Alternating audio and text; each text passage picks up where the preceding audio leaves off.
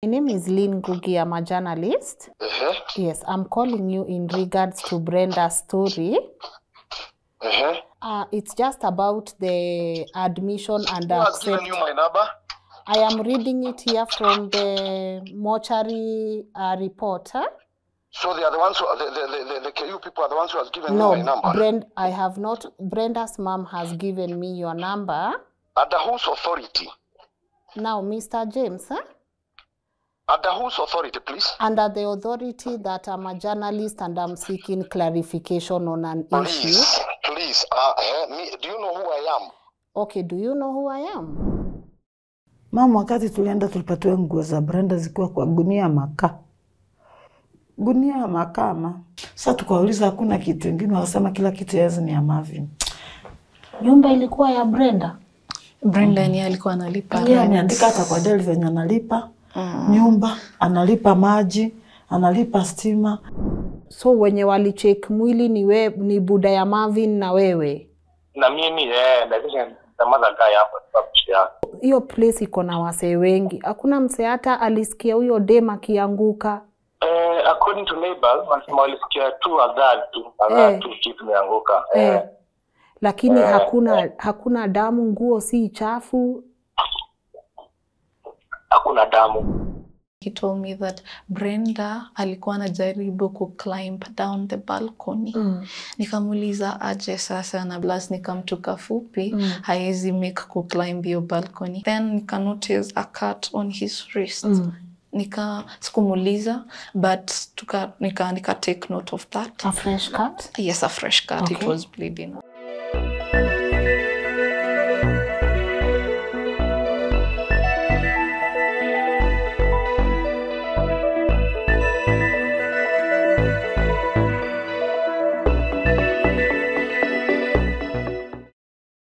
Hi guys, welcome to today's episode of Tales of Wanjiku. My name is Lynn Ngugi and I will not lie. We have an issue, we have a concern. Something is totally wrong with our country, especially at Kasarani Police Station.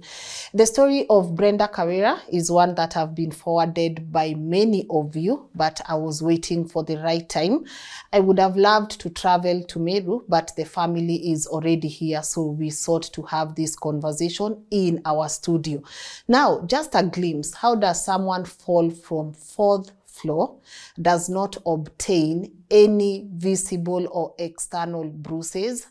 How does someone like that end up being told that they took their own life, and then blood is found in their house? And these are details that we are only getting to learn later on. Doesn't this ring a bell? Doesn't this remind you of the sad story of Jeff? What is happening to our country? What is happening to our kids? And it makes me think, how many lives have actually, ni watu wangapi wamekufa, and the report has been they took their life? Well, someone might have actually taken their life. Today, for this conversation, I'm joined by Brenda's mom, and I will also be joined by her sister Bridget, who they were very close, who will also be telling us extensively why 1 + 1 in this case is not 2, and maybe it might be 100 or even 200. Mama Brenda, karibu sana. Asante. Ningetaka kukuuliza uko aje, lakini najua jibu ya hiyo swali sana ni siko poa. Yeah. I'm Catherine Gaki Gatune. Mi ni mama ya the late Brenda Kawira Gitonga. Brenda has been, not I may say, a good girl to the whole family, even me, because she started school when she was very young. She went to a Catholic school. It was Stella Maris Primary School. So the girl, because the school was ilikuwa ni ya Kikatholiki. The msichana alikuwa anataka kuikuwa nun. Sasa alisoma hiyo ya Catholic, kuomba hii msalaba na and always alikuwa ina prayers. Sasa kutoka hapa alienda Stella Maris. From Stella Maris hata hapa alikuwa tu na hiyo ni ya kuenda sisterhood. Sasa sijui ilichange aje wakati alipita, akaitwa Chilomo campus, akafanya biochemistry. So najua alikuwa anang'ang'ana tu, anacheka ananiambia mam ni ngumu lakini for your sake mimi nataka tu kujikaza. Otherwise mambo ya tabia tuseme tulisumbuana na yeye. I think this is the time she introduced somebody to me. Sasa alikuwa ile mama nataka kusoma, na muuliza utalewa nini dini. Mtoto lini anambia mama nataka kusoma nifike mahali nilikuwa nimepangia. Mambo ya discipline tuseme atikuchelewa kukuja ama mateta or anything. Hata ukienda umfikia na fimbo alikuwa analia akicheka mpaka unarudisha fimbo nyuma. So I may say she was a good and she was a disciplined girl. Na she loved herself. Na alikuwa akifika mahali ya point and insist on me, nasema hivi, I want to be this, I want this to be that. So mimi sikuwa naona akiwa na anything tunaweza sema inferiority complex ama kitu ya kujifanya afike bali kama hapo ajue. That's what I may say about my daughter. Ya mpaka sasa tuliendelea. Ndiye alinipigia simu kitu hali December. Kaniambia mama nikwambie kitu, nikamwambia ndio. Kaniambia amepata scholarship ya kwenda Australia. Kaniambia mama nikwambie kitu kingine na usikasirike, nikamwambia ndio. Kaniambia alikuwa nimemeet Marvin sometimes back. Now the boyfriend. The boyfriend now. Nilikuwa nimemkuta 2021 August. Akaniambia mama tunaenda na Marvin na sasa nataka babake amesema atamlipia fare nao ya naitwaje ticket. Akaniambia mama ndio pesa zinashughulikiwa. Ngoja kidogo. Ati alikuwa anaenda na Brenda, alikuwa aende na Marvin Australia. Akaniambia sasa mama tunataka kukuja nyumbani, we do the marriage negotiations, from there tuende kwa DC juu hatuna pesa, tunashughulikia mambo ya kufly. Kutoka hapo sasa tukienda kwa DC tupatiwe certificate sasa tuweze kufanya nini? Kwenda akatafuta nini? Juu ende huko kama si mwanafunzi akatafuta kazi huko. Sasa Brenda yeye ndio amepewa scholarship. Aende ku advance studies. Marvin wanaenda na yeye. Marvin yeye ana scholarship. Yeye anaenda atafute kazi huko. Okay. Sasa nikamuuliza are you comfortable with that? Akaniambia ndio, hata babake amesema ndiye atamsponsor ili tuendanishe. Mimi ningeenda mapema lakini amesema atamsponsor. Nikamwambia mama kuna shida, so long as you are saving. Mimi nimekwambia yeye ndiye alikuwa anatushughulikia kila kitu. Brenda. Okay. Ukisema alikuwa anawashughulikia ni kazi alikuwa anafanya ama kifamily mkoaje? Tuseme kifamily we are not able. We separated with the dad 2005. So Brenda atakumsomesha ilikuwa shida. Wana nilikuwa naomba basari sana za CDF ndio zilisaidia, na za children rights ndio zilisaidia Brenda akaweza kumaliza masomo. So na plaza help hakuwa na misuse, akipata naipeleka shule. Sasa kwa hivyo sasa hata mimi wakati nirudi niliingia kwa kazi, nakumbuka Brenda ndiye alinigawia help yake. She gave me 15,000. Kaniambia mama rudi kazi juu ilikuwa imeisha. So you can see she was somebody responsible. So watoto wengi wanaweza kuja agawe help yake akugawie. So sasa ndio kulienda hivyo. At least aliweza alikuwa ameajiliwa na hii Mega Pharmaceuticals as a med rep. So najua hapa at least she had kitu. Sasa with that alikuwa anatusaidia kama mimi niko na shida ya spine mpaka ina affect na za miguu. Sasa kutembea saa zingine ni shida. I'm never on medication. Sasa alikuwa anakatwa kitu kwa hiyo ili wananipatia hizi kama tunaweza sema supplements hizi za calcium, hizi zingine za kina vitamin C na such.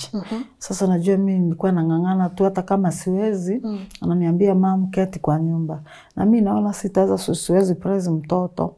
So nilikuwa naenda tu kazi. Like sasa even now I'm living on medication and they are very expensive. Hizi niliambiwa niko na arthritis. So she was really hardworking. She was really hardworking. Nimesoma pahali pia alikuwa ameajiriwa kama mwalimu. Wakati alimaliza 4th form alienda nini high school ingine iko hapo Marimanti girls, na it's very far from Marimanti town, so we couldn't afford the fare. So she was trekking a distance more than 20 kilometers huko na kurudi nyumbani mpaka ile wakati shule ilimpatia nini ilimpatia mahali pa kulala juu ya hiyo anakuja on Sunday na from there still alienda ingine inaitwa Kaanwa Day. Hata hapo alikuwa anafunza chemistry na biology. Okay. Yeah. Turudi sasa kwa huyu DJ. Unajua msichana anapokuja anaambia mamake ako na boyfriend na tena unaona huyu ni boyfriend anataka hata kwenda na yeye sini Australia. Wewe kumeet huyu kijana mara ya kwanza, unaweza sema ni kijana wa aina gani na wewe relationship yao uliona inakaaje? Okay, ile siku ya kwanza nilienda huko, Brenda alinigojea hapo kunaitwa Garden City. Tukachukua bonda mpaka hapo kwao. Ni Gumba Estate. Nyumba inaitwa Black Oak. Nilikuwa na shida ya miguu sana. Sasa nikipanda Brenda alikuwa tu analia. Sasa tukaenda tukameet the boyfriend. Alinikaribisha vizuri. Brenda akipika chai anapika mayai huko. Sasa mumeenda kwa boyfriend yake? Sasa walikuwa already wamejoin. Wanaishi pamoja. Walikuwa naishi pamoja. Something nilikuwa nakataa namwambia Kimeru, kabla mwishi pamoja, mnafaa nini mkuje wazazi wa meet tujuane, wakuja huku tuende kwao, so as we brace the relationship and the nini saa hiyo nini iendelee vizuri. Brenda akaniambia mimi namjua vizuri. Akamwambia umemwongea, we've told him about you na everything. Akaniambia mama tuko sawa, wacha wasiwasi. So is when aliniintroduce kwa kijana. Sasa ndio nikaenda mpaka kwao. Nilienda Kawira akipika chai, huyo Marvin anapika mayai. Kawira akifanya hivi, Marvin anapika sausages. Nikamwambia hizi na so tuliketi chini tukakula. Sasa okay, my mistake, I'm very talkative. Hakuna Marvin akuniambia kuniintroduce kwa hii topic ama Brenda. Najua sasa ni mimi nilimwambia asante, nimekuja wakati wa kuleave. Nikamwambia nimekuja, nimeona mko sawa, nyinyi kaeni vizuri, nikamwambia tuteta, but in case of anything niiteni, I'll always be there for you. Nikamwambia mkiona kuna shida yoyote, msingoje ende kuripuka ya watu na nini mnaniita. Nikamwambia na Brenda kuna chest problems. Nikamwambia in case of anything usichukue chances. Wewe nipigia mtu mpeleke hivi na good hospital. Kama niyo Nairobi tutakuwa tunachanga. Na nikamwambia story ya Brenda kwa mdogo, kuna wakati alikuwa mgonjwa mpaka akaambiwa ameenda, lakini kangangana na yeye mpaka akakuwa sasa vile alikuwa ameambiwa already she's gone. Sasa nikamwambia hiyo usitake chance. Okay. Sasa na kuongea is part by the way. Hiyo ndio makosa nilifanya juu hakuniambia wako hivi wanapanga hivi ama nini. Yale nyamaza tu. Mimi nikamalizwa, akaniambia mama iko sawa, tumesikia ile tu aliniambia. Anambia mama iko sawa, tumesikia vile umesema, as we are happy. Napenda Brenda. Yes. Sasa akamguza hivi nini, akamwambia napenda Brenda. Sawa ni sawa, juu mimi nilikuwa naenda niwatembelee from there. Juu mimi uza nguo niende ECD. Tulikaa kutoka hiyo morning section mpaka kitu saa 6 hivi. Tukakula nini, Brenda kanifikisha. Sasa nikiteremka juu nikujishikilia, Brenda analia. Sasa unajua mimi sikuwa, sasa nikasema hii sitapanda hapa tena. Juu nilikuwa najua atafungana akilia. So those other days nilikuwa napigia Brenda, tunakutana tunaenda hiyo hotel iko opposite hapo Night Garden City. Tunakunywa chai, tunaongea, tunajoke. Huyo alikuwa anasema nimuite Toto. Anasema napenda wengine, naona kama amegrow na still ni mtoto wangu. Sasa namwambia Toto tuende wapi, ananionyesha sasa always sasa nikienda every weekend, hata nikichelewa na watumanishia hizi vitu greens, hizi kitunguu, nyanya ili juu huko ni expensive. Sasa tuliendelea hivyo. Sasa ndio on Thursday alipigiwa simu. Akaambia the dad is very sick na kwa Isulu Hospital. Babake alikuwa na shida ya lungs, na shida ya kidney, hata macho mwili ilikuwa yellow, na roho ilikuwa inasemekana imefura. Sasa najua he was unconscious kabisa. Sasa Brenda ka travel hiyo Friday. Akaenda mpaka huko, Kaenda yeye akakuta hizo dawa alikuwa nazo, akasema hizo hapana, akamchinjia. Na akaanza within 2 days alikuwa ameanza kuimprove. Juu tukienda kwa Sunday tulikuwa tunaambiwa hakuwa hivyo. Juu Brenda alienda on Friday, si tukaenda on Sunday. Saa babake wakakaa na babake mpaka Thursday. Kasemekana discharge. Ndio nikaambia Gasheri, mimi nasikia roho inapiga, sijui ni nini shida. Kaniambia mama, ni gari tumekuja nayo. So Gasheri ni Bridget. Huyu Bridget sasa. Na nikachukua kadawa nikaweka hivi juu daktari niambia nikitaka iwe effective zaidi niwe naweka hapa kwa membrane. Si hapo nini tukaachana. Gasheri kaenda kwake, nikaenda kwangu. Kufika kwenda kulala nilianza kushake sana. Na kutetemeka. Nikaamsha mama wa plot, akaniuliza nini? Nikamwambia mimi sijui na si pressure iko juu. Kaniambia tuombe. Sasa kwenda kuomba nikamwambia mimi naona kifo. Nikamwambia hiyo kifo pengine unajua tuliomba watu wengi. Nikapengine ni baba ya Brenda nini? Ninamkujia. Please tuombe baba ya Brenda. Sasa mimi sikusema tuombe familia yangu ama watoto. Nikamwambia tuombe baba Brenda. Tuliomba. Mimi sikulala the whole night. Nikafika Wednesday, si ndio tuliamkia. Nikamwambia Bridget, juu tunaenda badala tuende asubuhi, wacha na tuende tutarudi hivi karibuni. Na wewe unasema uko na viatu za watu. Nikamwambia tuende asubuhi ili tutoke mapema Wednesday. Sisi tunarauka saa 1. Kila mtu sokoni anashindwa ni aje. Tukaenda tukatandika, tukaanzana na kazi. Si hapo kitu saa 6:30 hapo ndio Bridget alikuja akaniuliza, mama nikwambia. Nikamuuliza nini? Akaniambia mama, na wewe kuwa ready, nini shughulika pressure zako nikwambia. Sasa nikamwambia ndio. Akaniambia mama, nimepigwa na huyu boyfriend ya Kawira Marvin, ameniambia mambo si sawa. Nikamuuliza kivipi? Akaniambia yeye amesema mambo si sawa, twende. Kujaribu kumpigia kuchukua simu yangu kitu mara 3. Nikapatia neighbor sasa watu waliona tukikunja wakastuka. Ndio mama akamuuliza, ndio alimwambia Kawira alianguka kwa stairs na ako sawa. Amekufa? Hapana, lakini ako sawa. Akusema hapana, ako sawa.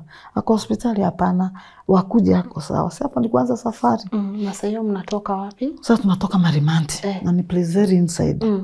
Tukaenda mpaka Kadhwana. Babake ndiye alinipigia. Hello, akaniambia anaitwa James Kiritari. Akaniambia ndio baba ya Marvin. Akaniambia amelala kupigwa usiku yote. Najui nini kinaendelea. Anangoja hata twende. Sasa nikamwambia ni sawa, tumefika nini. Akanipigia tena, nikamwambia tuko Embu. Sasa mnafahamu kuja Nairobi. Tunakuja sasa tunapata personal car. Sasa wakati tulifika Mwea, akaniambia mama Bridget, unajua Embu ndiye aliniambia nikamwambia hata sisi tunakuja, tumepigiwa tukaambia like 1 2 3. Akatwambia hajaambiwa, lakini watu tu wanamuita huyo Black Hawk.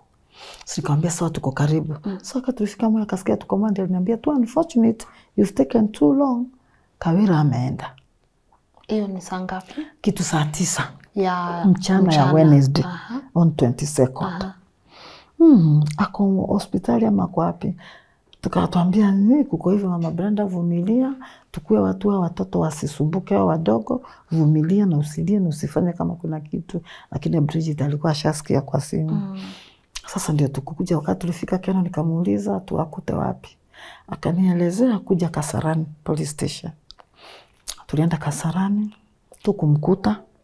Tulienda tukakuta mamake na hiyo dada ya kijana na kijana. Sasa hapo ndio kijana alituelezea, akatuambia ati Bridget na Brenda alikuja sijui na pombe yake na chips, akaingia bedroom.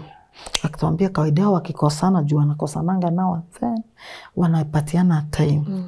Yeye anaenda anapenda video games, anaenda kwa video. Brenda anapenda simu yake, anaenda kwa simu. Kamuuliza, akatuambia sasa kutoka hapo wakati ilifika saa 7, mimi nikasema acha nikasikia baridi.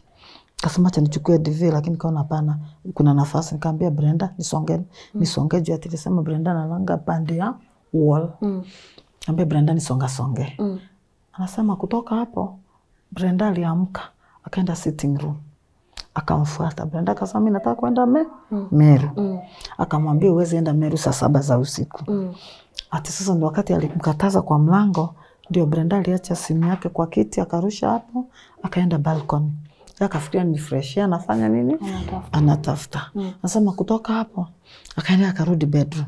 Nasema ndio alisikia tu pap, akaenda kuangalia kana yuko sitting room, ndio sitting room na kitchen ziko tu kama hapa na pale. Akasema ndio aliona yuko akasikia, akaangalia kana ni Brenda. akaona kuna mtu anazunguka hapo, akamwambia mkalishe niteremke. Akaona ni Brenda wapi? Chini. Chini. Kwa balcony. So Brenda amejirusha chini. Hivyo anasema. Anasema sasa akaona mtu. So alijirusha kutoka kwa balcony. Okay. Akasema sasa ndio aliona mtu akifanya nini? Akizunguka hapo. Akamwambia mkalishe na kuja. So Brenda ameanguka chini. Chini ya balcony. Na ni mtu mmoja anazunguka hapo. Sasa akatueleza ati ndio aliteremka.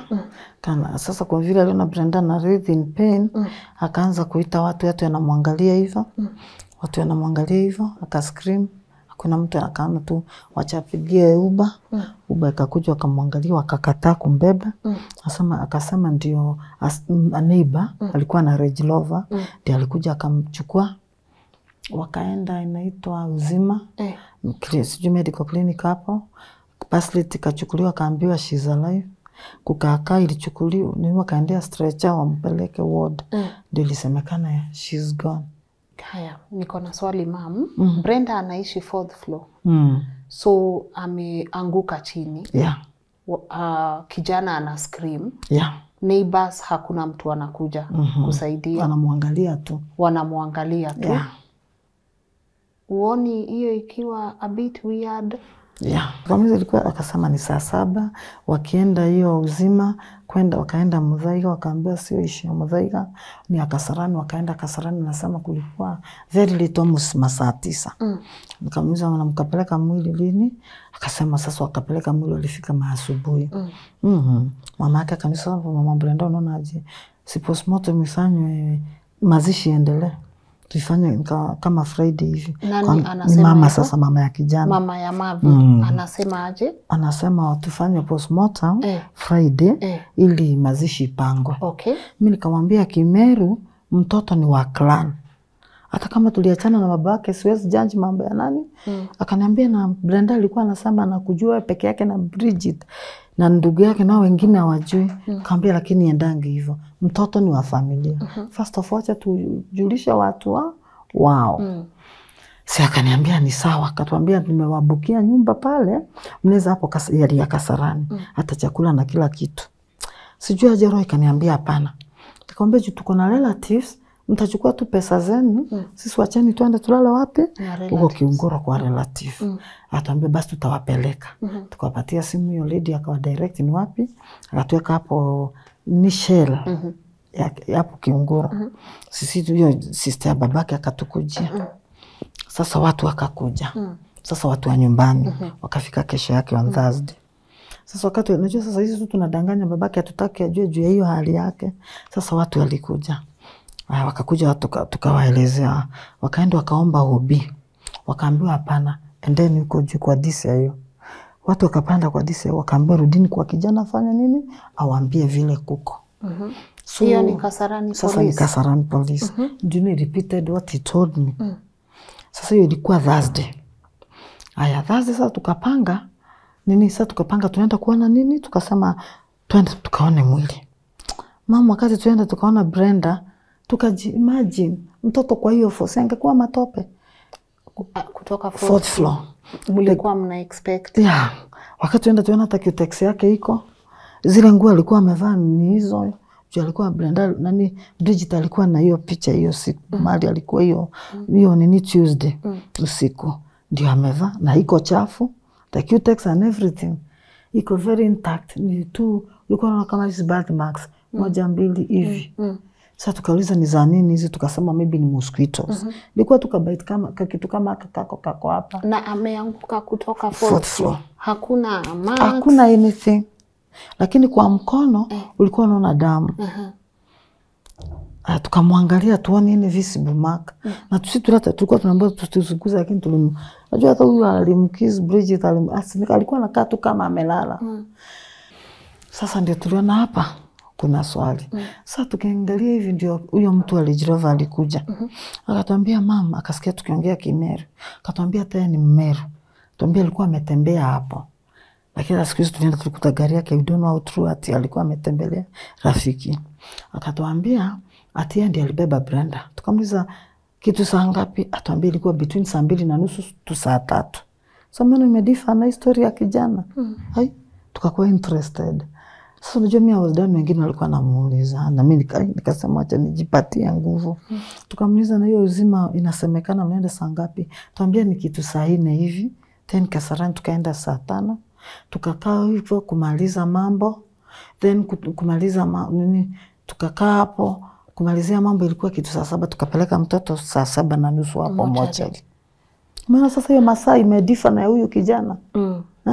So kijana anasema Brenda alianguka saa 7.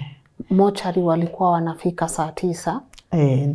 Kumalizia saa 10 huko. Saa 10 huko.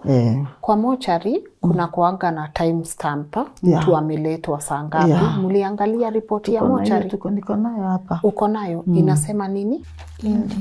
Ndio sasa hiyo alimbuka. Admission and acceptance form for body. So time in 3:50 AM. Okay, sasa sasa tumemaliza mambo, tukaangalia hapa tukaona kuna maswali. Sasa na still the dad sasa alikuja, tulikuwa tumeshindwa kumwambia lakini so alikuja on sasa hiyo Friday. Sasa wakati tukasema yeye atakwenda kuona mwili. Tukaenda station. Tukasema sisi tunataka tupelekwe hiyo scene tuone hiyo scene. Tulikuwa tunashangaa kwani kuko na spoja ama nini. Walituambia askari wakatuambia wako na kazi nyingine wawezi tupeleka. Na ati wako na kazi nyingine wawezi tupeleka. We went on our own. So wakati tulienda tulifika hapo sasa reception ya askari waliwareceive aje? Wakati wa kwanza wakati tulipanda kwa DCI wakati kijana alituambia DCIU alitukaribisha vizuri na akatuonyesha these things happening in Nairobi. Watoto wanajiua, wengine wanamwagiana acid, especially hao wa shule. Akatuambia anashangaa vile mtu ana more than 80,000 anaweza fika mahali kama hapa.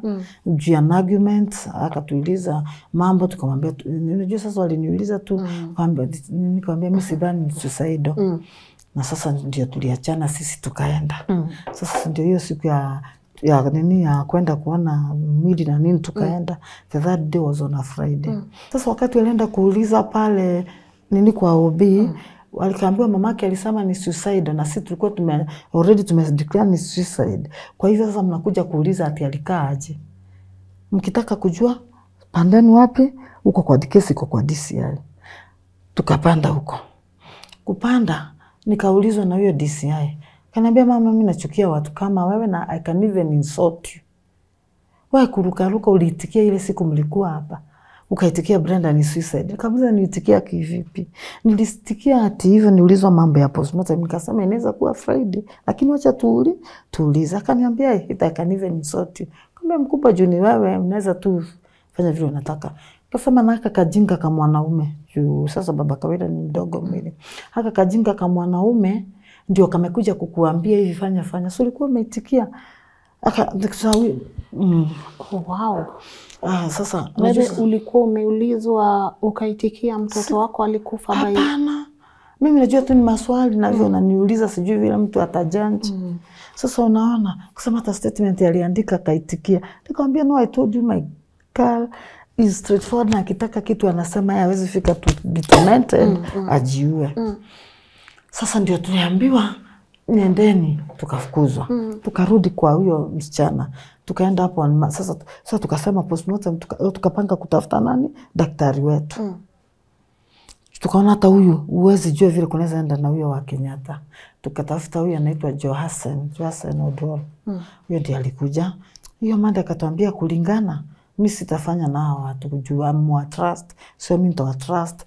Mimi sasa tafutani siku na si leo. Ndani DCI hatu direct ni twende DCI. Alituambia ndani mtafuta kuna DCI kutuambia the specific place. Si ndio tuenda DCI. Baadaye tulikaribishwa sana.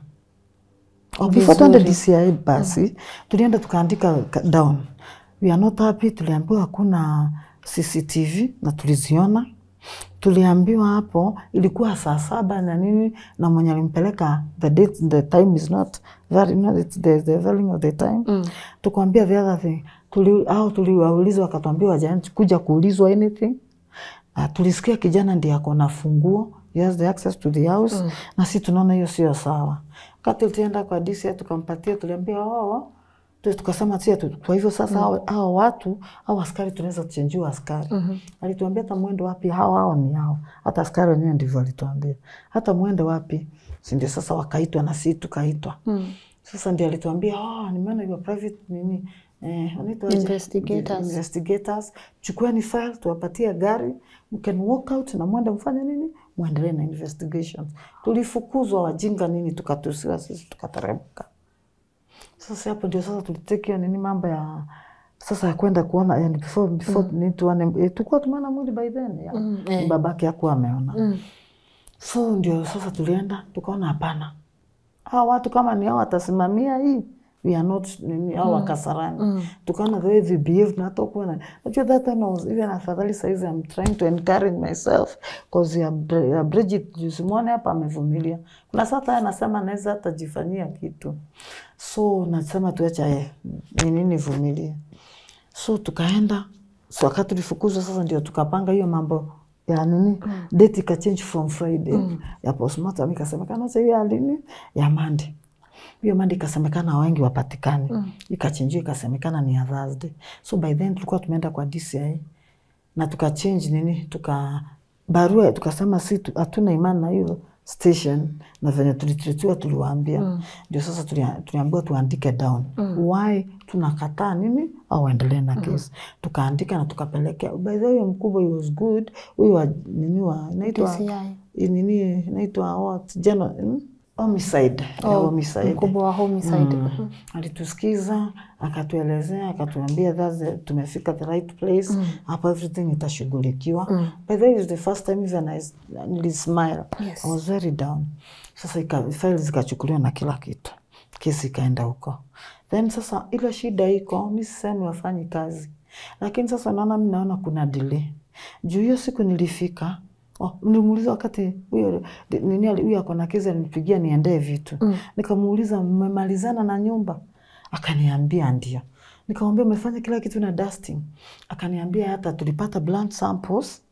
Sasa ni through the phone. Akaniambia ziko kwa nyumba na serum ya kijana sijui mate tumechukua tunaendelea. Nikamuuliza sasa nikamwambia kwa malizeni nitakuja. Sasa ndio nikapatiwa date Monday changing Wednesday sasa dazi nikamwambia you make sure mimi natoka mbali. Ndio nilikuwa napigwa hata nikiwa kwa barabara narudi. Juko tunatoka usiku ili tufike huko. Kitu saa 7 hivi ili tufike huko. Sasa ndio nikaenda Thursday. Tukaandika statement. Hii part ya kuelezea mambo ya masaa ananiambia this is not relevant. Ananiambia maybe kijana he was emotional. Nikamwambia na still alichange. Ulisikia alichange na akasema sijui Brenda alikuwa anajaribu ku climb down. Na hiyo sasa tutasema ni change of nini?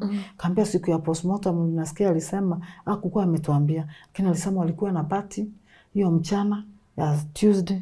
Alafu vijana wawili friends wake wakakuja wakacelebrate, wakasikia simu inalia kwa bedroom, wakamuuliza ni nani? Alisema aliwaambia msijali hivyo ndivyo tunakuanga. Sasa lakini Brenda kukuja aliwachungulia, akarudi akaenda kuoga. Sasa anasema wakaona ukiona akioga anataka kwa nao wakatoka akasema wakaenda kwa hizo Muthaiga studio. Sasa from there anasema hata wakati mambo ilikaa alipigia vijana. Na sasa it has been a different story. Alipigia vijana, mbele alikuwa amesema alipigia Kevin. Alikuja akasema alipigia vijana wawili wakuja kumsaidia kubeba Brenda. Haya nikamwambia unasikia anahota. Mbona siandikwa kila kitu akaniambia that is not relevant. Nikamwambia na huyu baba yake ananiambia badala ati aniambie what happened. Ananiambia tunangojewa ati anajaenda huko amelala kupigiwa the whole night. Ati ni asubuhi sasa ati amelala kupigiwa Tuesday night. Ati asubuhi ndio sasa ameamua kuwauliza ni nini wakamuelezea. Na sasa hizi nikamwambia kitu fani tukienda unaona huyu James huyu anaitwa James Keritari huyu. James Keritari. Huyu ndio baba ya Marvin. Simana hata ameandika relationship. Kuna mali ameandika father in law. Ndio hii father in law. Father in law. Unaona sasa? Wait. Father in law alisema yeye alienda huko asubuhi. Alienda hiyo Wednesday asubuhi. Asubuhi. Alilala Ati alilala kupigiwa. Na kuenda kuona. At 3:50 am, yeye ndiye amewekwa mwili. Ni yeye amepeleka mwili. Okay. But yeye anasema, so kulingana nao Marvin ndiye alipeleka mwili. Ni yeye alipeleka. Marvin walikuwa na hawa. Lakini sasa mimi swali yangu, ati yeye ndiye alipeleka na ananiambia, is not aware of what is happening all the way. Na hajaenda huko. Naona sasa. Alikuwa amesema, si unaona sasa alikuwa amesema si hapa ni kuidicate si hivyo alikuwa anasema. Yes, hello. Hello. Hello. Hello, habari ya asubuhi? Nzuri. Naongea na Mr. James Kiritai. Hapana. Naongea na nani? Aurelius Kamaro. Ati? Aurelius Kamaro. Hii namba si ya Mr. James Kiritai? Hapana, labda naona. Oh, sawa sawa.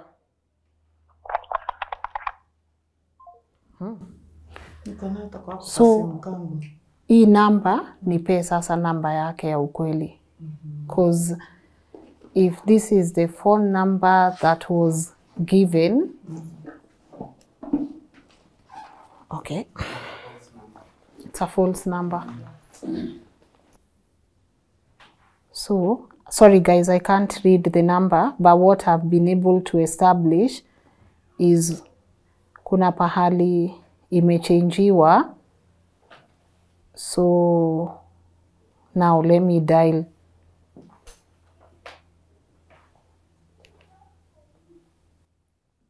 Let me dial the correct number. But we've already established the number here is false. Hello. Hi, good morning, Mr. James. How are you? I'm okay. Are you all right? I'm okay. I'm all right. Yes. My name is Lynn Gugi. I'm a journalist. Yes, I'm calling you in regards to Brenda's story. Now, I just, I wanted to clarify something on the... From who? Sorry? From who? You are a journalist from where? I'm a journalist from LNN. That is Lynn Gugi Media Network. So I'm just calling to clarify some things on record. It's just about the admission and Who has given you my number? I am reading it here from the mortuary report. So they are the ones who, the KU people are the ones who has given me my number? No, I have not. Brenda's mom has given me your number. Under whose authority? Now, Mr. James, Under whose authority, please? Under the authority that I'm a journalist and I'm seeking clarification on an issue. Please, do you know who I am? Okay, do you know who I am? I don't know. Good, I have already introduced myself. So I just wanted to find out why your name is on the admission and acceptance form for the body, but the contact details that ilikuwa as father-in-law to Brenda. You have been given the wrong information. Please, can you contact the same person who had given you the number? I have here a signed form, your admission and... I am talking to a journalist. No, you are yes. Do you have a question for me? I'm talking to a journalist. I am not sure what you think, but I already introduced myself as one. I'm asking you, you said you are a journalist. Now, let me go straight to the point. I have a signed form here with a signature from the original form. Whoever has given you the form, yes. Can you tell him or her to give you the correct information? But why is your name here as the person that checked Brenda in the mortuary? Go to the DCI. Go to the DCI. Okay. Go to after. Who am I talking to? I have already. It's okay. Just hold on. So, Mr. James. Who am I talking to? I will introduce myself again. My name is Lynn Gugi. You can check our work, just what we are already establishing so far is that what I have here is an original form. I'm sure our editor is running it on your screen. This is what you got. Yeah. In his stamp here, Kenyatta University. Yeah, so they checked him in. Yeah. All right, so guys, what I'm already establishing here is that the body, because who checked in the body, it's very important for us to be able to double check this information. So here I have the details of the father-in-law, that is Marvin's father. He's the one who checked the body here, according to this report. And we have a Daniel. I'll just give you the first name. So Bridget, if you hear me calling Bridget, Bridget is Brenda's sister. Who is Daniel Gikonyo? The driver. The driver wa Range Rover. Yeah. Sasa tujui, lakini pengine umpigie Kozim is very late. Okay. Anaitwa nani? Anaitwa Daniel Gikonyo, family friend. Okay. Yes, hello. Hello? Hi, good morning, Daniel. How are you? I'm good, man. Yes, my name is Lynn Guge. I'm a journalist at LNN. Yes. So you are on record. I'm just trying to follow up on the story of Brenda Kawira. Oh. Yes, your name came up on the admission and acceptance form ya mortuary. So it says here that you are one of the people that admitted Brenda to the mortuary under the category of family friend. So nilikuwa nataka tu kuseek clarification Okay. on when family friend wa side gani ya Marvin ama ya Brenda. Yes. As in I was your neighbor, nini? Niko Gumbaho. Ulikuwa neighbor wake? Gumbaho hapo Wewe imeandikwa hapa, wewe na baba in-law wa Marvin anaitwa James. Ati nyinyi ndio mlipeleka mwili. No, what happened? Mimi nilikuwa kwa nyumba ndio. Yes. Nilikuwa nimeingia kwa nyumba. So my neighbor anakuja akinipigia mlango na nguvu. Huyo Marvin sasa. Hapana, just another day tu hapo neighbor tu. Ati kuna mtu mgonjwa, ati kuja tusaidie na gari kwa meka was next to her. Kuna mtu mgonjwa.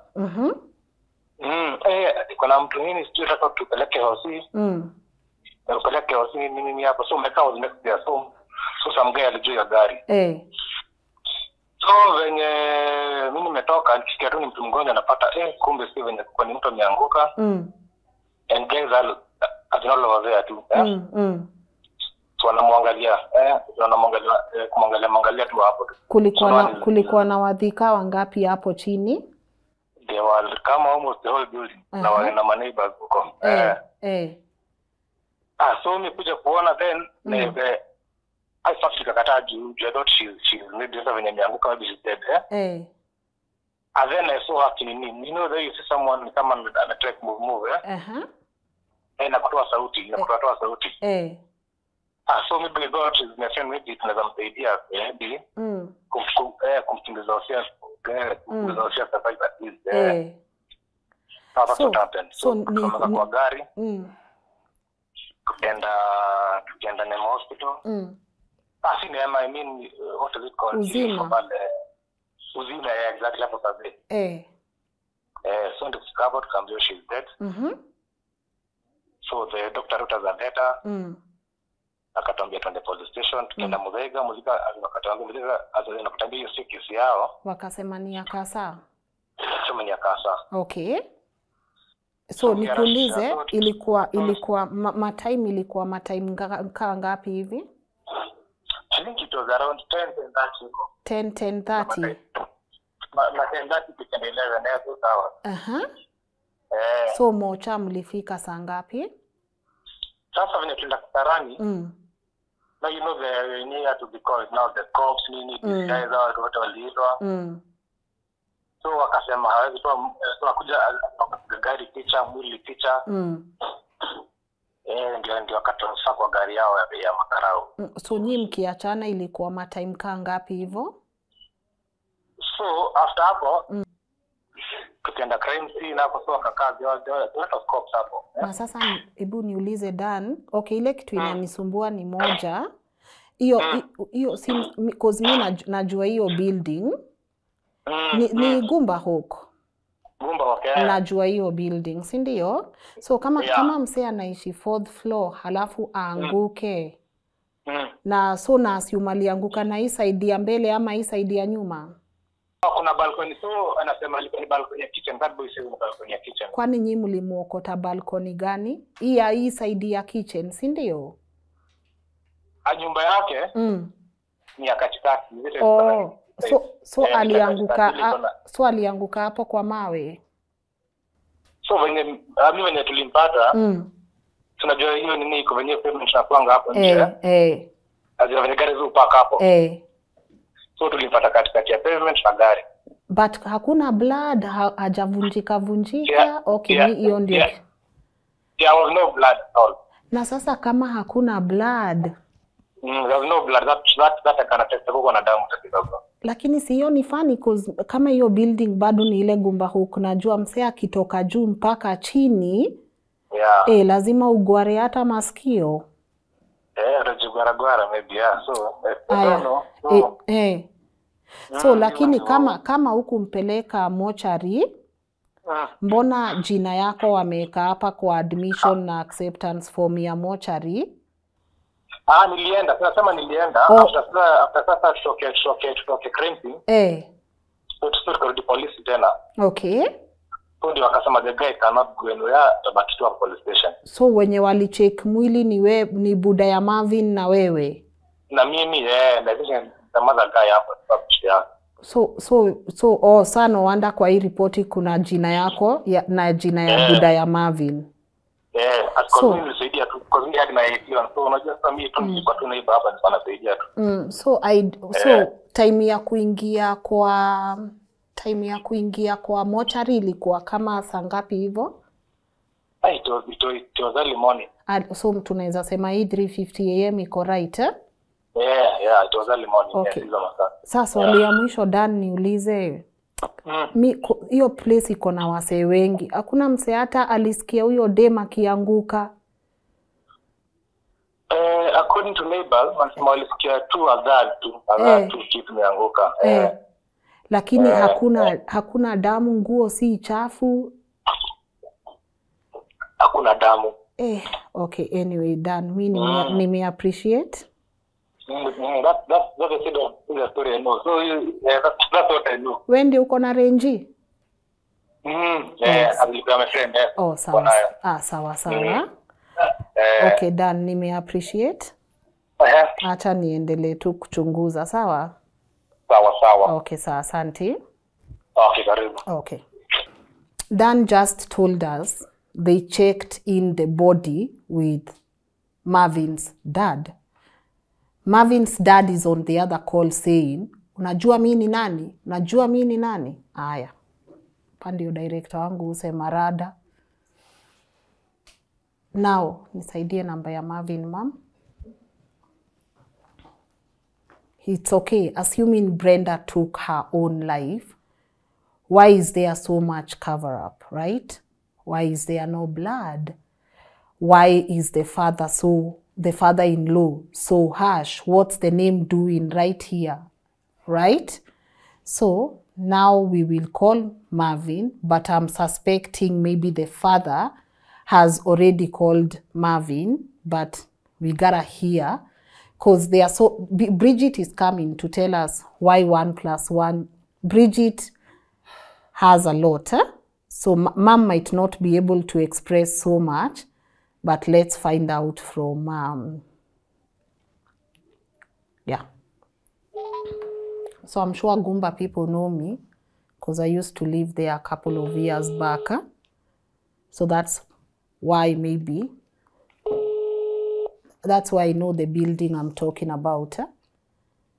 So I'm suspecting Marvin will not answer my call, but I'll drop him a message also, because I want to hear his side of the story.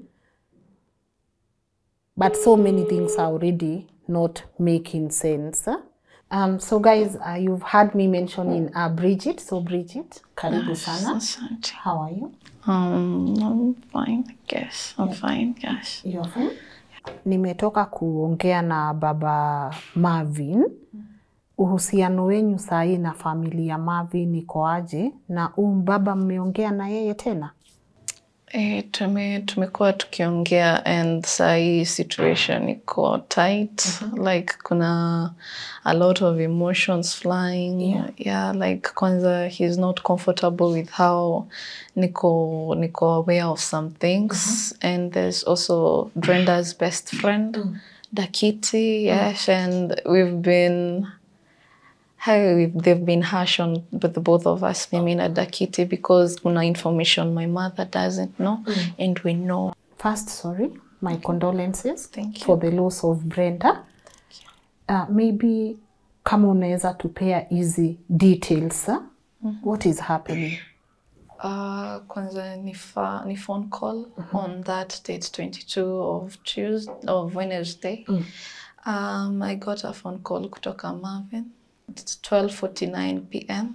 Akaniambia, Bridget, siku zuri. I asked him kwani nini imehappen, kwani Brenda amekuwa na attack, unajua she had asthma.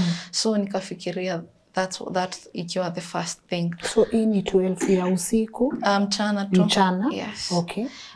Kaniambia, Bridget, siku zuri kuja Nairobi. Nikamuuliza kwani yako ICU? Hapana Bridget, siku zuri. Nikamuuliza what happened? Akaniambia Brenda ameanguka and she was drunk. Amejaribu contact her colleagues and friends wenye walikuanga nao, but no one is speaking the phone. So nikakaniambia sijui utaambia your mom aje, but tafuta venye utamwambia mkuje Nairobi. So first thing nikienda kwa mother, nilishindwa kumapproach juu nilishindwa nitamwambia aje. Hebu nirudilie poa. Ati alikuambia Brenda amefanya? Brenda ameanguka and she was drunk. He was trying to contact her colleagues and friends. Okay. Lakini hawapati. So nikienda nika communicate na mom. Sasa hiyo mko huko soko? Sasa tuko huko soko. Mama akaniambia tufunge haraka tuende. Najua in my mind nilikuwa nafikiria nitapata Brenda akiwa sikuwa unexpected. Hiyo height nilikuwa najua like, but nilikuwa nataka kuwa tu at her side. Like nilikuwa najua tu hiyo height kama she won't be crippled, she won't survive this. So mimi tulikuwa tuna rush at least tumpate hospitali, tumuongeleshe and all that, ajue she's not alone. So tukapanda gari, tulipata private gari, tukakuja mbio tukafika Mwea. Mama akageta phone call, akaambiwa that Brenda unfortunately alikuwa pass on. So nilikuwa actually nimekuja before tufike Mwea, my fingers were crossed, nilikuwa naomba and all that, but after kusikia that nikakuwa tu I was in a very bad state. Fast forward tukafika Nairobi. So the first thing nilifika, I broke down. Kijana akakuja akanihug Marvin, and then he told me that Brenda alikuwa anajaribu climb down the balcony. Nikamuuliza aje sasa, na Brenda si huyu mtu wa action movies and all that, na plus nikamtuka fupi, haezi make climb your balcony. Akaniambia ati she had attempted climbing down the balcony because she was climbing down the balcony because kuna neighbor ashawai teremka from that building, from balcony. Kuteremka chini. Aliambia alikuwa anateremka, lakini kuna neighbor ashawai teremka successfully. So anateremka ende wapi? Hakuniambia, sikuuliza. But anamuona akiattempt kuteremka. That's what I'm thinking. So kwanza hiyo kitu first ikanipea doubts, juu nikajiuliza aje sasa. Then nika notice a cut on his wrist. Sikumuuliza, but nika take note of that. A fresh cut? Yes, a fresh cut. Okay. It was bleeding actually. So tukaenda na mom, tukaitwa mom, akaitwa atoe statements. Mimi sikuitwa, but walienda wakamuuliza explain how Brenda was, nini ilikuwa inaendelea na Brenda. Mom genuinely akasema ukweli. Kidogo tukaitwa kwa ofisi ya huyo mkubwa, and then nasikia ati suicide. I was shocked. Juu venye najua Brenda, that was the last thing ilikuanga kwa mind. Actually, mimi nilikuanga na venye nilionanga hiyo relationship yake na kijana, sikuwa na expect kuna anything wrong. So nikaambiwa kuna diary. Na Brenda has been writing diaries kutoka kitambo. Actually, I also have a diary. Niko sure every female has a diary. We have had a diary once. Yes. So tukaambiwa twende to identify if the handwriting is hers. Mimi sikusoma. Nilipitia tu ni make sure handwriting ilikuanga yake. And nikaona that it was hers. So tukaongeleshwa, tukaambiwa ati kumekuwa na cases Kasarani hizo za suicide, that sijui tusijali, whether they were trying to comfort us and all that. Lakini tukienda nyumbani, we had questions, several questions actually. So tukaenda communicate na family waka raise alarm, wakasema that is impossible. So the next day tukarudi Kasarani sasa. Tukarudi na kijana alikuja actually nikasoma article kwa The Star asubuhi. Saa kijana asubuhi akakuja kunisalimia, sikumsalimika. Nikamuuliza, Marvin, ulifanyia Brenda nini? Juu niliona kwa The Star kumeandikwa that she had bruises on her neck and thighs and all that. Akaniambia, Bridget, kwa nini? Sasa ndo akaona The Star hiyo article. Akatoka nje akaenda kuongea na mama yake. So sisi tukaingia, tukasema sisi kuna vitu hatuko in terms with, kuna vitu we have our doubts. Huyu mkubwa, he was rude to my mother and my father. Akatuambia ati ni kwa nini jana mmekuja amkuwa na shida, mmekubaliana and all that, lakini leo umeanza issues. Tukamwambia kuna vitu tumenotice hazi make sense. Saa tukasema tupelekwe crime scene. Tukone tuksi ndani ili tusitampe na the evidence. Tuende hapa nje tuone surroundings and all that ili tupate at least closure. Wakakataa kutupeleka polisi, tuliwaambia tu watupeleke, wakakataa, wakasema labda tupelekwe na the family.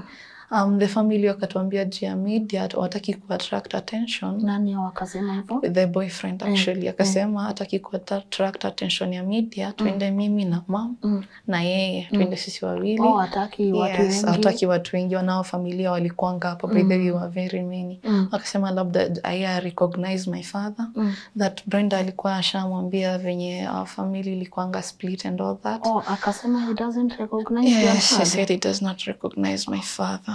Akasema, so venye recognize babako afai kwenda kwa crime scene. That's what he said. So sisi tukakataa hiyo maneno. Juu tuelewe kwa nini tunaambiwa tuende sisi wawili. Family wanasema tunataka kwenda si wote. Kama sisi si wote, we are not going. So hao polisi wakaambia achana na wao, wafanye venye wanataka, niendeni nyumbani. So sisi tulifanya venye tunataka. Tukaenda hapo Gomba. Tukaangalia, ndio nilinotice kulikuanga na a broken window. Nikashangaa, nikauliza mom, kwani hii broken window imetokea wapi na it was not mentioned. Tukaulizia around neighbors kama kuna ruma walisikia, kuna wanasema aliangukia gari, kuna wanasema alianguka katikati, na walisema she was lying face down. So sisi hatukuwa tumeenda view the body. So we were expecting her face was damaged, jaw na venye her structure ya meno kuna venye ilikuanga, so we expect her broken teeth. Yeah, we were expecting she would be in a very messed up state. Saa tuliogopa kwenda kumuona. So tukarudi pale Kasarani. Tukasema kuna vitu tuko in doubts with, tubadilishiwe au polisi. Saa they were rude to us. Hiyo broken window ilikuwa side gani? Ilikuwa pande ya kitchen balcony. Okay. So later on tukajua kwa statement that kijana alisema alivunja dirisha kuchungulia Brenda. So again, same building. Yes. If we are talking about Gomba Hawk, Yes. this is the kitchen, right? Yes. So if this is the kitchen, there is a door. Sindio? Yes. There is the window, Yes. a small window. Yes. Then there is a balcony Your bedroom. bedroom, sindio? Yes. So mbona asitumie mlango, afungue mlango, asimame kwa balcony, achungulie? Mbona anavunja dirisha then aangalie nayo.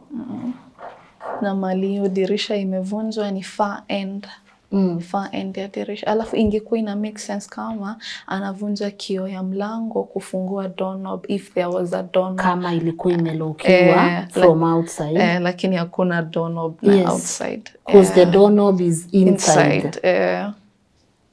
So kuna hiyo part kwanza ndo ili raise nikajua there's more to this. So according to Marvin, alivunja dirisha ndio aingishe kichwa, angalie Brenda and the door is there ama na he could have chosen, kuna window actually iko katikati, kuna views kwa hapo, he could have gone there and checked.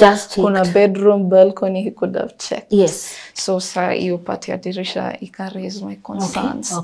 Na kutena kwa hiyo star alisema alienda alihia, alikuwa anacheza muziki, akasikia adhad akiwa bedroom, akaenda kumtafuta kwa nyumba. Ndo alimkosa, akaenda kuangalia kwa kitchen balcony. But through a broken window. Yes, so tukasema tubadilishiwe polisi, hatuna hii case, hatuamini and all that. Wakaongelesha mom vibaya. Akamwambia si jana ulikuwa unasema your daughter committed suicide. Mama akasema I did not say such a thing. Mimi nilieleza life ya Brenda. Waka based on that. Sasa nikaambiwa, mama kaniambia nende niangalie diary. So niliperuse kidaraka nikaona part yenye alikuwa anasema ni suicidal. Brenda had written kwa hii book, ameandika her frustrations za hiyo relationship. Ameandika the guy was cheating on her. Alafu kuna part ameandika yenye wali highlight.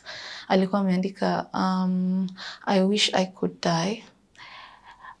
Need time travel.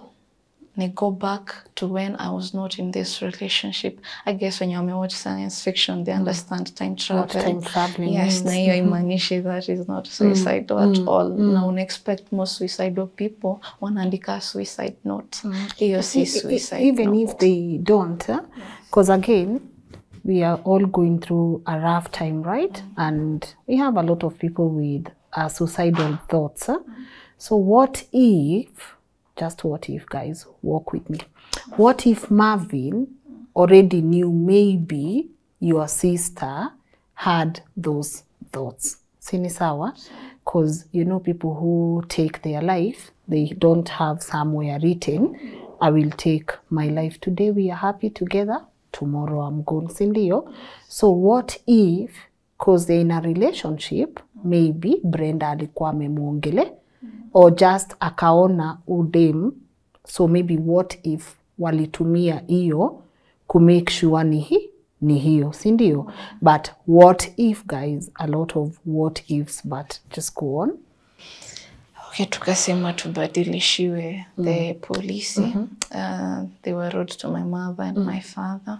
Nikauliza kama kuna CCTV kwa hiyo building. Wakaniambia zile CCTV ziko zimeface chini, hazingeweza kuona, ingekuwa better kama kulikuanga na CCTV on the other side. But wakasema walitafuta wakuona. Nikauliza na hii ya mlango, ananiambia niache mambo mingi, CCTV haziwork. Tukaongeleshana na another lady, family lady. Akatuambia tuende tuangalie, tufanye postmortem. Juu postmortem ndo itafanya kila kitu, itatuonesha everything. So tukadecide, tukasema tunaenda kuona mwili ya Brenda. So tukaenda tukamwona, and what we found was contrary to what we thought we would find. Tukaona Brenda, as in ukimwangalia eye level, unaona ako sawa tu, venye nilikuwa unexpect nitapata, sikupata. Hata kugwaro kidogo. Hata kugwaro uso, no, ukisikia venye anasema alianguka na chini, you expect most damages kwa face. She was just okay. Amenake ilikuwa imetokezea na ikuwa hata imegongwa. Amenake ilikuwa nje kidogo. So hapo sasa ndio tukaona there's more to this. Sasa tukasema tunapeleka case DCI.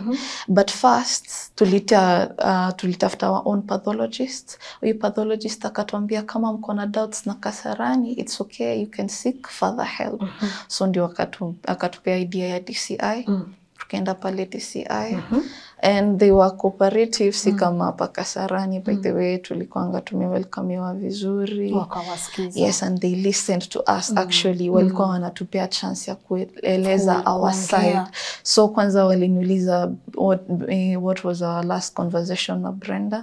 Nikamwambia Brenda was encouraging me on something. Kwanza niko na hiyo text actually. She had talked about me being the mimi sasa. Regardless ya any situation. Hata kama nilimwambia najaribu niko in a bad place, lakini natumia hii situation niko for positive energy. Akaniambia nakuelewa 100% and it's okay to do that. But usijisahau, remember you are the prize. Asa mimi sikuona shida in any conversation by the way you're hapo.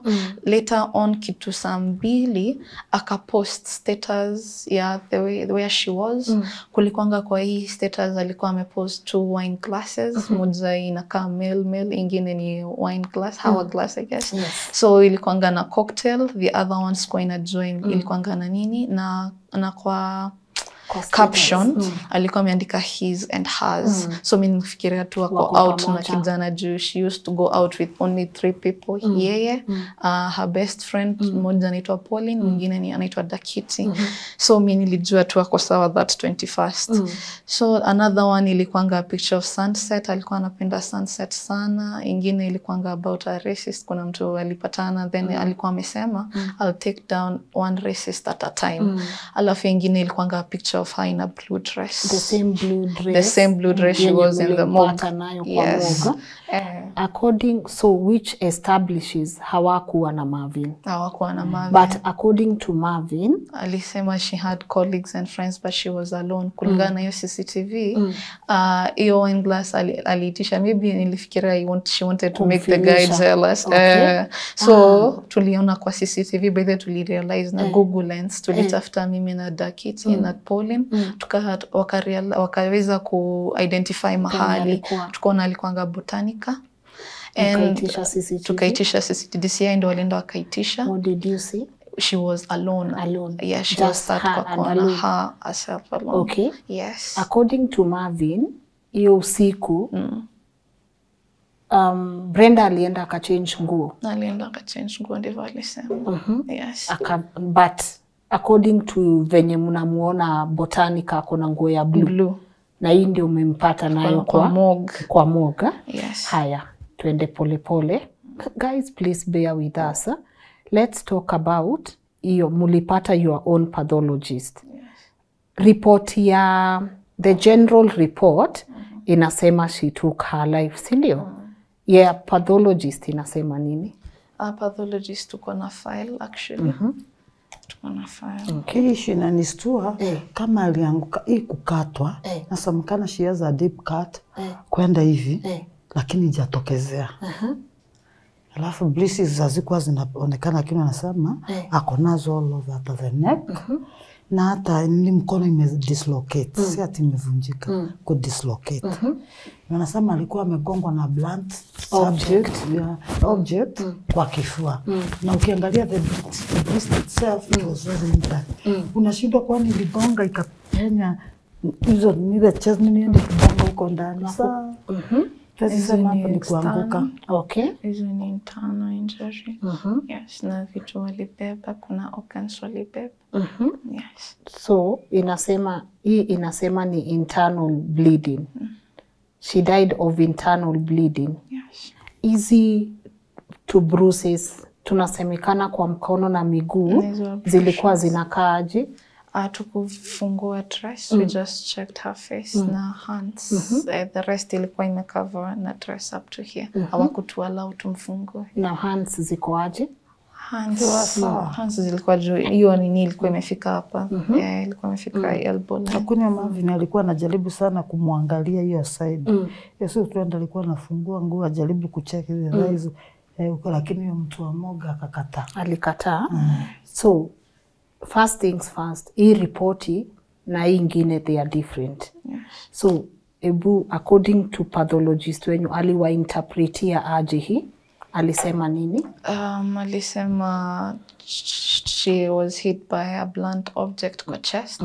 Na hii blunt object wako sure it was the ground. It was the ground. Yes. So hypothetically speaking, tuseme ukweli, ameanguka kutoka 4th floor mpaka chini, agongwe kifua, akufe, then how come hakuna any mark hapo yoyote? Okay, lakini kumbuka alisema juu ilisomwa na huyo pathologist wa Kenya wa nini wa funeral home.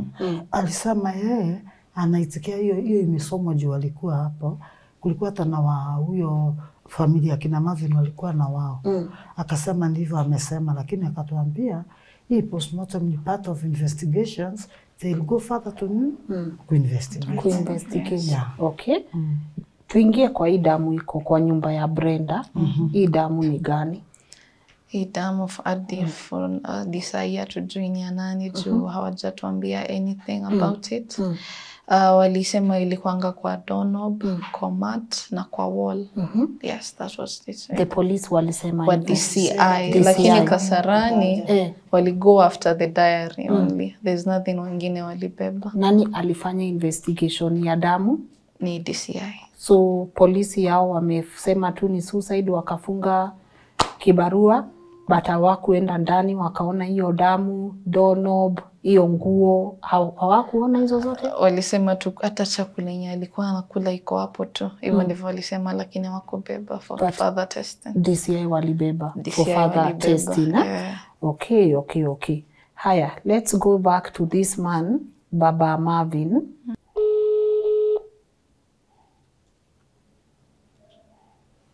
So as we wait, maybe he will pick up. Venye mulitoka na Mam Meru mmekuja mmepatana na familia. Baba Marvin alikuwa amesema aje mbeleni? Uliongea na mama? Alikuwa amesema ati hakuna kitu anajua. Alilala kuitwa hiyo 21st. The whole night. Na mtoto wake. Mpaka sasa ikafika wakati wa kunipigia, alinipigia saa 9 hapo saa 10. Ndio nipigia kunielezea Brenda amefariki. Ya mchana. Sasa mchana ya Wednesday. Brenda alikufa usiku ya Tuesday. But anakupigia saa 9 ya Wednesday. Alipiga Wednesday saa 6. Babake naye alitupigia nini? Saa 9. Nikamuuliza sasa ili hiyo mambo ifike mpaka saa hizi mbona mko mnaniambia? It is very bad, nazunguka na mtoto wangu na hakuna mtu asifanye nini? Akaniambia kuwa na namba. Nikamuuliza kuomba kijana. Akasema kijana he was very down. Najua alikuwa anaongea he is traumatized. Hata mamake wakati alikuwa na alisema tukauliza kijana, mamake alisema my son is very traumatized, sitaki muulize, hata yeye naogopa aende nini? Aende. Hii trip ya kwenda Australia na hii waoane ndio waende, alikuwa amekuongelesha na uliona aje? Alikuwa ameniambia that anaenda Australia na lazima, sijui if it's a must mtu aende na spouse, but alikuwa ameniambia that anaenda na yeye. Sami, unajua vile nilionanga huyo kijana, sikuwa nimeona any red flag. Nilikuwa naona tu ni watu wako sawa, hajawahi onyeshana violence. Already Sami, hata vile nilisoma hiyo diary nilishtuka. So diary na venye unaona ni different. Ndio niliona nikaona there was something going on. Nikashangaa kwa nini hakuniambia. But later nikaona kuna vitu hawezi niambia. Yes. Mom, sisi tutafuatilia. I think we are already getting some few loopholes here and there. Guys, this is an original form, and as I told you, the number had been altered. So what is here is not what. It's the same number, but one digit has been altered. So instead ya 22 ni 23. And also, some of the questions I'm also asking myself is, what are we not? Ni nini hatuambiwi? Because, okay, even if, assuming Brenda took her own life, why the cover up? Why does the dad say, mimi ukanijua niko hapo, and all those things, and you have someone saying walikuwa na mpaka kwa mortuary? I know someone knows something. That's a fact. I know someone somewhere knows something. So do me a favor. That's my email right there. And that's my personal email right there too. my work email, my personal email. Let me know what you know. Because something in me refuses to accept that this girl took her life. We struggle. We all struggle. We are all going through our own emotional and mental mess. We are. But I'm just asking how many people have actually gone unspoken for simply because the final word was they took their life. How many other people do we even need to go back and reinvestigate and ask, did they really take their life? Right? So if you know something, hit me up. Someone knows something. And I'm telling you guys, this is not the end of this story. This is just the beginning. So if you know something, let me know. Mom, take heart. Nothing I can say right now, itaturudishia Brenda. But I know mtapata closure. I know mtapata nini. And don't quit fighting for your sister. Don't let anyone threaten you. Sawa, you stand firm and stand tall, and you know the whole country is watching. Ni sawa. Take care of you and mom, but don't cave, don't be scared. Continue fighting for your sister. What would you? There are people, I saw some few comments wakisema mbona watu wako worried si aliji. She did what she did. Alikuwa anajua ni nini anafanya. But what would you want watu wajue about your sister? Brenda alikuwa watu wenye this would not cross their mind. She had hata kwa in her life ana budget, like kuna kitabu anakuanga nayo. She used to list budgets, kwanza hata amebudgetia this year. And knowing her as a person, growing up with her, I guess hata mkiangalia Instagram yake, I guess you could see, I think you can see the life she was living. She was happy. She has struggled a lot by the amepitia a lot. She had also lost her child, kitambo, and that did not push her to do this. She has had ups and downs in life, but still hazikuanga enough. Hata kama relationships zinakuanga na vitu zake, Brenda had the yes, she had the willpower to walk out. Like I know her, and also her friends. Watu wenye umepitana na yeye, you have interacted with her. Those who know her personally, I think waneza ni support in this, that she was one tough person. Mtu wako determined, like she was bubbly, she was fun. And it's hurtful kuona that kuna watu wanna jump into conclusions without knowing the person first. I guess that hata kama utawezi jua first, wangoje, nitawaambia wangoje mawafanyaje, wangoje investigations ukuwe na clarity at least. Yes. Mom, ule mtu yoyote anatazama hii na pengine anajua ukweli, ungetaka kuwaambia nini? Okay, kuna kama wakati tulienda hapo, kwa hapo Gumba, tuliambiwa wakati Brenda alikuwa amelala chini, akirith in pain. Kwa watu walikuwa wanachukua videos, na wengine wanampiga picture. Na walikuwa wanasema ati jamaa alikuwa amesimama hivi ameweka mikono mfuko. Wanamwambia usipeleke mtoto wa wenyewe hospitali. Anasema Brenda is okay. Brenda is very okay. Ndio watu walimwambia hapana, haiwezekani. Peleka mtoto wenyewe hospitali. Sasa ndio nasema kwa watu kama hao, maybe they might have the clue of what happened. Na hata kuna mmoja lady alituambia ati yeye wa hiyo building, na huyo jamaa alikuwa anakuja, sijui alisema anakula vitu zake, sasa sijui ni vitu gani. Kutoka hapo anaingia na korofisha Kawira sana. Sasa unajua mimi ningewaomba mwenye ako na idea at least naweza tusaidia hii justice ya Kawira ipatikane. I will be very happy. Na watabarikiwa juu hata kama ni wasichana watakuwa na watoto. Hata kama ni kina mama wako na watoto na this thing can happen, na wakinisaidia hata Mungu atawahurumia. Yao inaweza, tuweza sema inaweza kuwa in another different ways. Na Mungu atawasaidia. Na hata wakicontribute hata kizi yao in future, Mungu hata ataingilia wanini. Ungetaka watu wajue nini kuhusu Brenda? Ningetaka Brenda watu wajue she was a hard working girl. Na alikuwa na kutoka the word kwa ananunua kitu yake. We were very shocked wakati tuliambiwa tuendee vitu. Tukaambiwa na hiyo DCI office, huyo mtu akona hiyo case, akatuambia jamaa wana shida, hata huyo mzee ana shida, na aliagree hata huko Kasarani asijui yake ni PS peke yake. Mama, wakati tulienda tulipatiwa nguo za Brenda zikiwa kwa gunia makaa. Gunia ya makaa. Brenda ati si kama alikuwa na bag or anything. Alafu zingine zilikuwa zimefungwa na duvet. Sasa tukauliza hakuna kitu kingine, wakasema kila kitu yazi ni ya Marvin. Nyumba ilikuwa ya Brenda. Brenda ni alikuwa analipa. Yeye ameandika hata kwa deli venye analipa nyumba, analipa maji, analipa stima, analipa sivini vuta. Vitu alikuanga nazo Uthiru kabla wahame na ni still the same items. Like, so vitu Brenda ni alikuwa analipa rent and everything. Sasa unashinda. What we did, we actually asked for proof of ownership. Akafail kutoa. Sisi wakaanza sasa wakatutackle na the same question.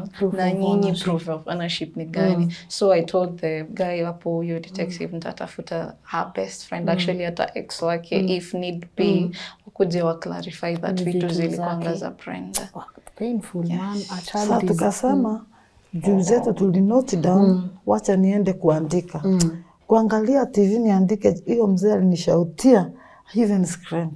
Huyo mwenye anaropoka tu hapa kwa simu. Unaona hata wana hata huruma. It's okay, it's okay. It's okay. So what we will do, hizo ni mali za dunia, wacha wakae nazo. What we will do, we will follow it up. I know after we air this, more details will come our way. Kuna maybe an email ama a number yenye watu wanaweza wafikia nayo, just in case.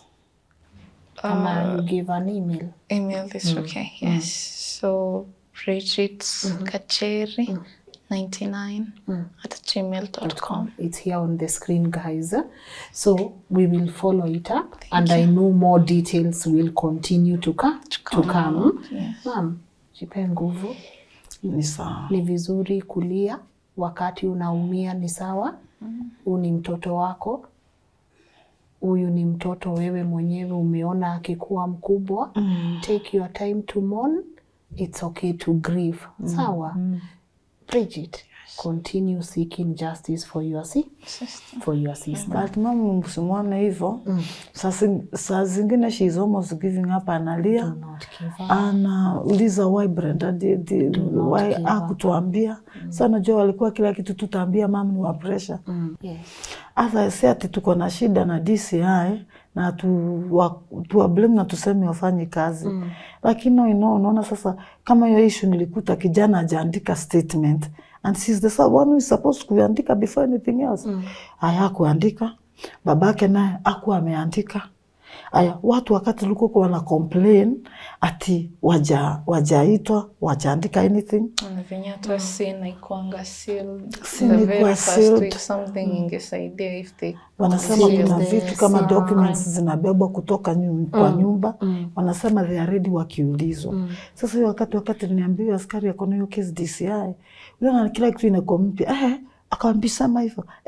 Sasa nikauliza investigation gani zinaendelea? Watu wa hii black kwa neza ama tuseme hata mtu anaweza pata accident. Na sasa kama saizi waendi unajua alituambia wa case tusichukue as the first priority ati itaenda mbele. Sasa ndio tulimwambia fine, it's okay, lakini at least mchukue statements za watu hata kama watakuweka. Sasa unaona hapo niona kuna loophole ya hapo ndio. Clear device wa tukaambiwa kuna vitu tuwezi ambiwa kwa DCI bila wakili. It's okay. Guys, you know how we do it. I'll personally reach out to some of our resident attorneys we have here on the show, Ndego included, but if you are watching this and you can also offer your services pro bono, let's do this. If you are a lawyer and you're watching this, you can offer your services pro bono.